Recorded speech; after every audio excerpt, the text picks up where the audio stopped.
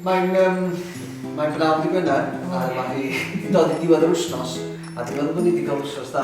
Do, da iawn. Da iawn. Heddiw, dyn ni wedi bod yn trio bryn syniadau i gyd ar bapur mawr hir. Do, da syniadau pawb at ei gilydd i greu un llinell drwy ddefod e. Trio, do. Ia, trio. A dim ond i ddechrau. Ie, a trio cael rhyw fath o strwythyr storiol. Ie. A mae heddiw wedi bod yn fuddiol iawn, a mae gennym ni bwynt da i ddechrau os nesaf. Oes. A we. Diwedd wythnos un.